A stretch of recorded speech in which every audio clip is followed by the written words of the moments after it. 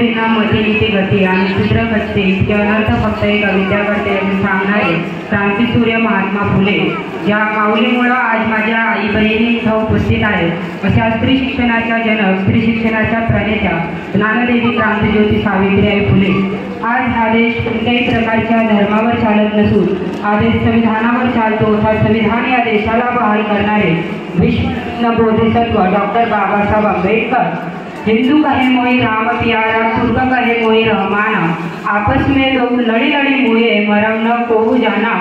म्हणजे हिंदू हे रामाचे भक्त आहेत आणि मुसलमान म्हणजे तुर्क हे रहमानाचे। या गोष्टींवर दोघेही लढून लढून शेवटी मरणाच्या दारावर येऊन पोहोचले असे सांगणारे संत कबीर या देशाला स्वातंत्र्य मिळवून देण्यामध्ये ज्यांचा खूप मोठा वाटा आहे असे राष्ट्रपिता महात्मा गांधी, नेताजी सुभाषचंद्र बोस, भगतसिंग, राजगुरू, सुखदेव आणि ज्या ज्या महामानवांनी, महापुरुषांनी आणि वीरांनी या देशाला प्रगतीच्या वाटचालीकडे नेण्याकरिता स्वतःचं आयुष्य घालविलं अशा त्या सर्व महापुरुषांना आणि वीरांना मी सर्वप्रथम विनम्र अभिवादन करतो।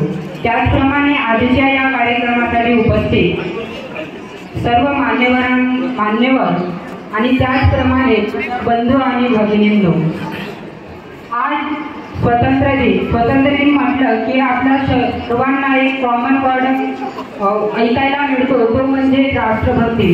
But what is actual mean by patriotism? That is राष्ट्रभक्ती।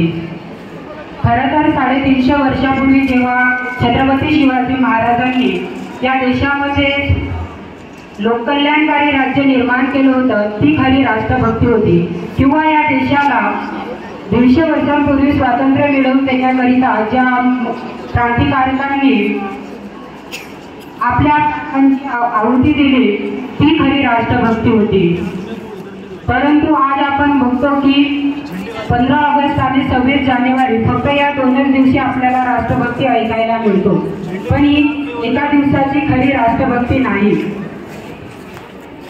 कारण राष्ट्रभक्ती ही संपूर्ण वर्षभरच आपल्यामध्ये दिसायला पाहिजे।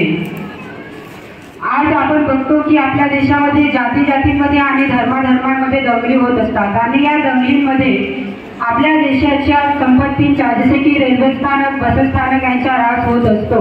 हे ऱ्हास होताना ज्यांना बघून होत नाही ती आजची खरी राष्ट्रभक्ती असायला पाहिजे। देखो आज हमारा देश उस दौर से गुजर रहा है जहाँ की हमारे देश के क्रिकेटर्स हमें जुआ खेलना और हमारे देश के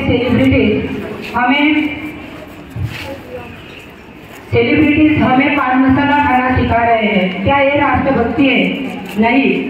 हमें अगर हमारे देश को विकसित देश बनाना है तो हमें सबसे पहली जरूरत है कि आज हमारे देश का एजुकेशन सिस्टम, हमारे एजुकेशन सिस्टम में क्या चल रहा है आप मुझसे तो आप ही बेहतर जानते हैं।